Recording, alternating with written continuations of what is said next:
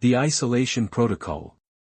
The red warning lights on Lyra Voss's door pulsed in perfect rhythm with her heartbeat, or so she liked to imagine. In reality, they flashed at precise 3-second intervals, mechanical and unfeeling, just like everything else in the Helios research facility. Subject is prepared for daily assessment, announced the automated system as Lyra sat perfectly still on the edge of her bed, hands placed palm down on her thighs, careful not to fidget with the thin material of her standard-issue gray jumpsuit. The outer door slid open with a pneumatic hiss, and Dr. Nakamura entered the decontamination chamber. As she had done every day for the past 3 years, she waited for the sanitization mist to clear before proceeding through the second door into Lyra's quarters. "Good morning, Lyra," Dr. Nakamura said, her voice warm despite the clinical setting. She was a small woman with intelligent eyes and silver-streaked black hair pulled into a tight bun. "How are you feeling today?" "Same as yesterday," Lyra replied, her voice slightly hoarse from disuse. "And the day before?" "And the day before that?" She offered a faint smile to soften her words. After all, Dr. Nakamura was the closest thing to a friend she had in this place. Dr. Nakamura nodded, keeping the regulation 2-meter distance as she settled into her chair. "The atmospheric pressure in the dome dropped last night. Any unusual sensations? Headaches? Changes in your condition?" Lyra closed her eyes briefly, assessing her body's signals. "No changes. The barrier is stable." She glanced down at her hands, ordinary-looking hands that hadn't touched another human being in 7 years. "Good. That's consistent with our readings." Dr. Nakamura made a note on her tablet. "Director Holloway has approved a new protocol for today's tests. We're bringing in someone new." Lyra's head snapped up. "New? What happened to using the same controlled group of volunteers?" "This is a different type of test." Dr. Nakamura hesitated, something she rarely did.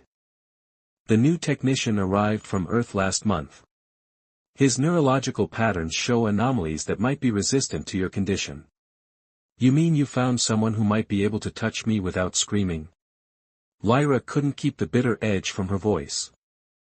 She'd been through this before, the hope, the carefully controlled test, and then the inevitable, another researcher writhing on the floor, overwhelmed by sudden, inexplicable access to their worst memories, amplified and vivid as if they were living them anew. "I don't want to raise false expectations," Dr. Nakamura said carefully. "But yes, theoretically, his neural architecture might provide some resistance." Lyra turned to face the large viewport that offered a panoramic view of Olympus City, the largest Mars colony established in 2157. The massive transparent dome that protected the city from Mars' hostile atmosphere gleamed in the pale sunlight. Beyond it stretched rust-colored plains and distant craggy mountains. Sometimes she felt like that dome, a fragile barrier separating destructive forces from what needed protection. "When?" she asked simply. "He'll be here in an hour. After Dr. Nakamura left, Lyra went through her usual pre-test routine. She meditated for 20 minutes, trying to dampen the involuntary psionic field that her body generated, the field that transformed her touch into a trigger for psychic trauma. Then she washed her hands meticulously, though she knew it made no difference. Her condition wasn't transmitted through bacteria or viruses, it was embedded in her DNA, a mutation that had first manifested when she was 13.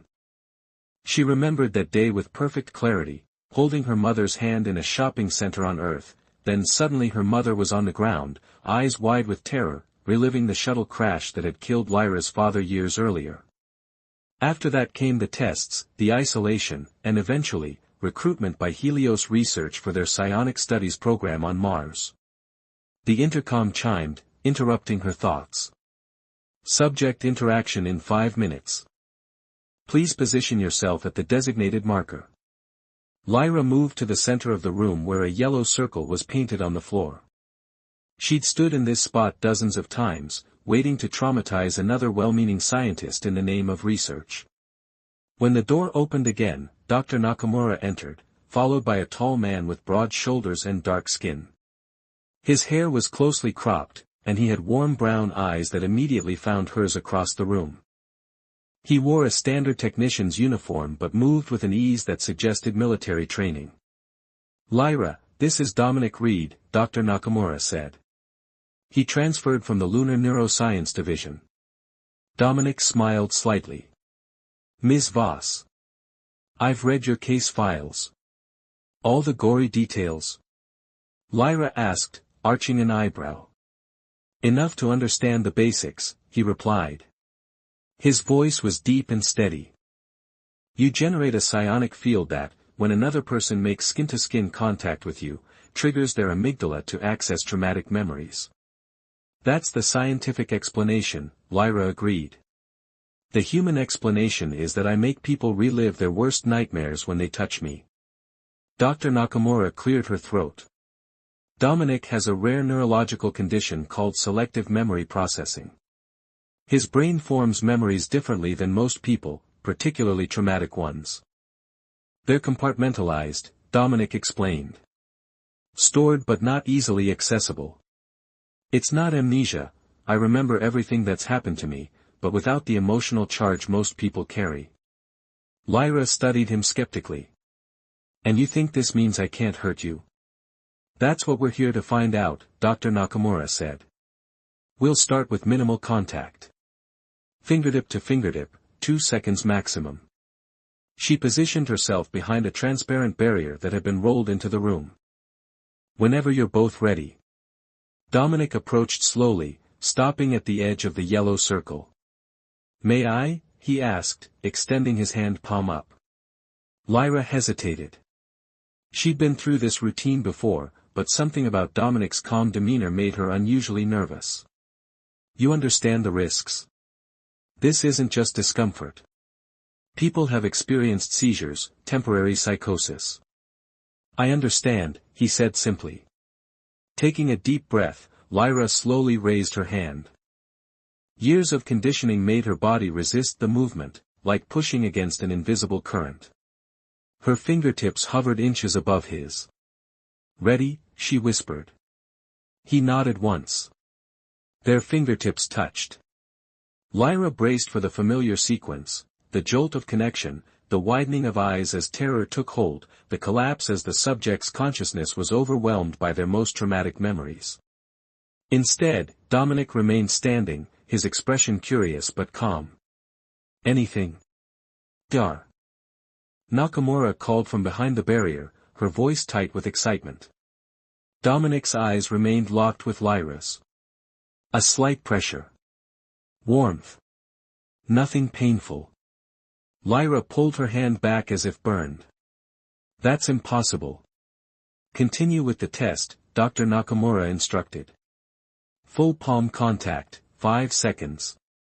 This time, Dominic extended his hand further. Lyra, still in shock, hesitantly placed her palm against his. 5 seconds stretched into eternity. She felt the warmth of his skin, the slight calluses on his palm, the steady pulse in his wrist. And he stood there, unaffected. When they separated, Lyra noticed her hands were trembling. 7 years without human contact, and now this stranger stood before her, somehow immune to the curse that had defined her existence. "How?" she demanded. Dr. Nakamura rushed forward, tablet in hand, recording vitals and making notes. "This confirms our hypothesis about selective memory processing creating a buffer against psionic triggers. Dominic, are you experiencing any delayed effects? Visual disturbances? Emotional surges?" He shook his head. "Nothing negative. It just felt like touching another person."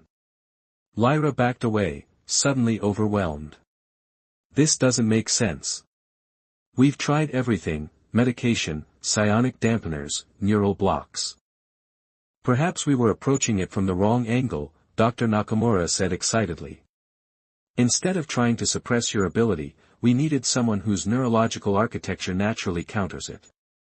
The intercom chimed, and Director Holloway's voice filled the room.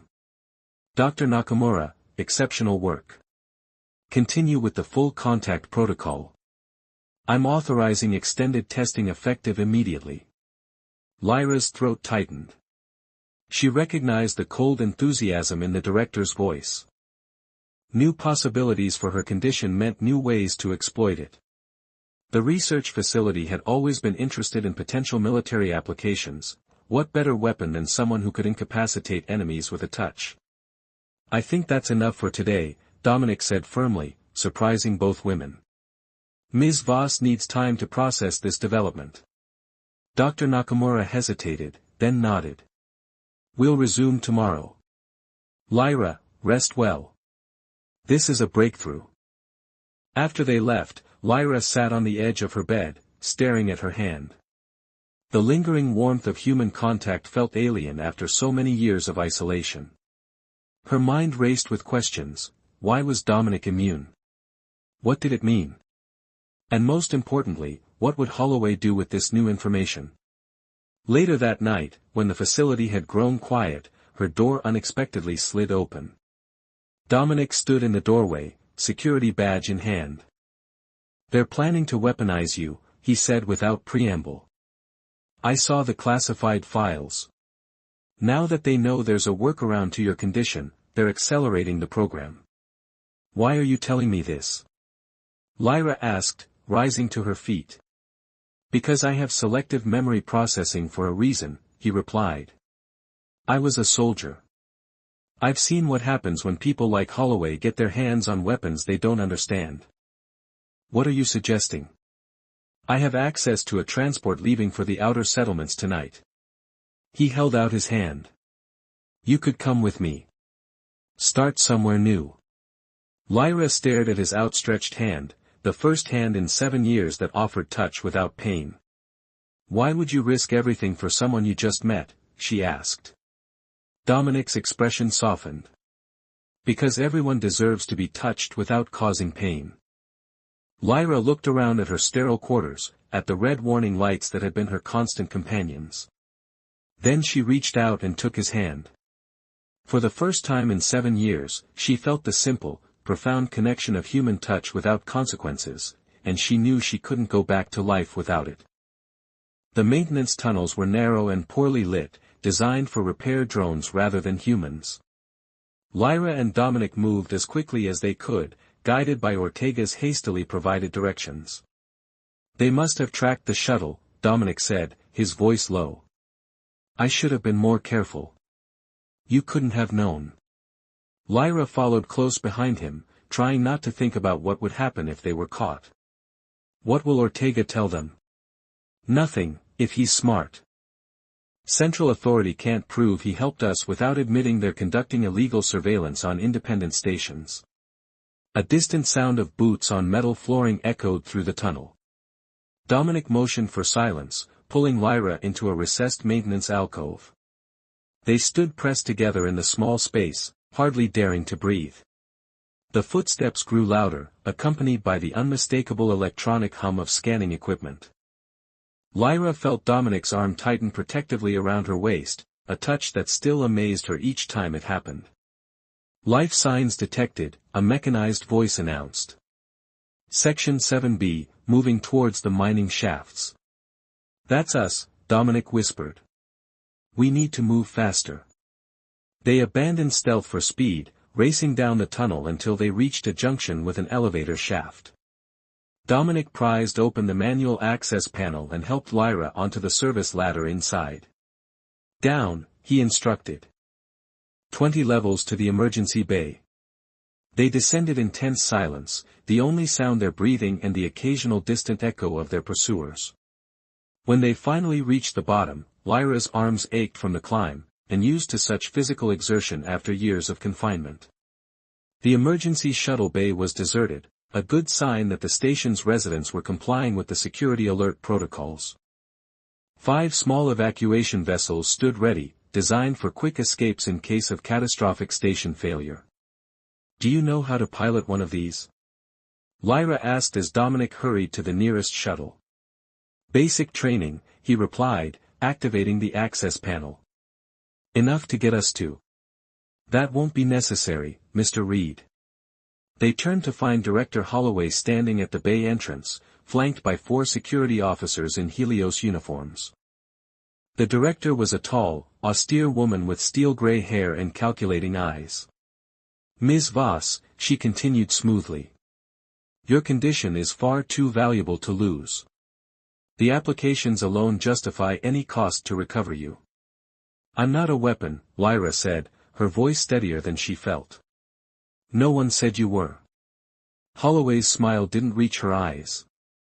"But your neural resonance field has military potential that we've only begun to explore. Imagine, soldiers impervious to trauma, or enemies incapacitated by their own painful memories." "That's not how her ability works." Dominic stepped forward, positioning himself between Lyra and the security team. "And you know it. We suspected as much, which is why your arrival was so fortuitous." Holloway signaled to her team. "The combination of your neural patterns opens up even more interesting possibilities." Dominic tensed, ready for confrontation. "We're not going back." "I wasn't offering a choice." Holloway raised a small device. "Neural disruptor. Non-lethal, but extremely uncomfortable. Please don't make this difficult." Time seemed to slow. Lyra saw the security team advancing, Dominic preparing to fight despite the impossible odds, and realized that returning to captivity, even with him by her side, was unthinkable. 7 years of isolation had been enough. Making her decision, she stepped forward and removed her gloves. "Stay back," she warned, her bare hands extended. "You know what happens when I touch someone without neural compatibility." Holloway faltered slightly. "You wouldn't. You've spent your entire life avoiding harm to others." "People change," Lyra replied, moving closer. 7 years as your lab rat taught me that much." The security team hesitated, aware of her file, of the documented cases of subjects hospitalized after contact with her. In that moment of uncertainty, Dominic made his move. He lunged for the control panel, initiating the emergency launch sequence for all 5 shuttles simultaneously. Alarms blared as the bay doors began to open, the automated system announcing evacuation procedures. Chaos erupted. The sudden decompression warning sent the security team scrambling for pressure suits. Holloway shouted orders that were lost in the confusion. Dominic grabbed Lyra's hand, that miracle of touch still new between them, and pulled her toward the nearest shuttle. They sealed themselves inside just as the bay doors fully opened, exposing the hangar to the thin Martian atmosphere. "Hang on," Dominic warned as he engaged the thrusters. The shuttle shot forward into the darkness of space, leaving Deimos Station, and their pursuers, behind. 3 months later, on a terraforming outpost in the Valles Marineris, a woman with dark hair cut short to disguise her appearance stood watching the Martian sunset. The atmospheric processors had made the sky almost Earth-like, painted in brilliant shades of orange and pink. Footsteps approached from behind, and Lyra turned to see Dominic, his face weathered from working outside with the terraforming crew. "Dr. Bennett wants to see us," he said, referring to the outpost's chief medical officer who had been helping them understand their unique neural compatibility. "She's finished analyzing the resonance data." Lyra nodded, taking his offered hand without hesitation, a gesture that had become wonderfully ordinary in their time together. "Do you ever regret it?" she asked as they walked. "Giving up your career, becoming a fugitive?" Dominic considered this, his thumb absently stroking the back of her hand. "I was looking for answers about my sister. I found something more important instead." "What's that?" "A way to heal rather than hurt," he said simply. "For both of us." As they entered the medical facility, Dr. Bennett greeted them with excitement. Her holographic display showed a map of neural patterns, dozens of them, color-coded and sorted. "I've been scanning the outpost workers," she explained, "and I've found 3 more people with potential neural compatibility to yours, Lyra. Different patterns than Dominic's, but the resonance harmonics suggest they could interact with your field without triggering trauma responses." Lyra stared at the display, hardly daring to believe it. "You mean I could touch them? Like normal people?" "With proper testing, yes. Bennett nodded. And more importantly, I believe we can develop a device that mimics Dominic's neural frequency, a kind of portable resonance generator that would allow you to interact safely with anyone. Dominic squeezed her hand gently. See? I told you we'd find a way. Lyra thought of all the years spent behind warning lights and quarantine protocols, of the simple human connections she'd been denied. Now she stood in a room with people who saw her condition as a puzzle to solve rather than a weapon to deploy. When can we start testing? She asked. As Dr. Bennett outlined her proposed protocol, Lyra leaned slightly against Dominic's shoulder, a casual point of contact that still felt like a miracle. Whatever came next, whatever challenges still lay ahead, she knew she would never take the simple gift of touch for granted again. In a universe of isolation, they had found connection, not despite their differences, but because of them.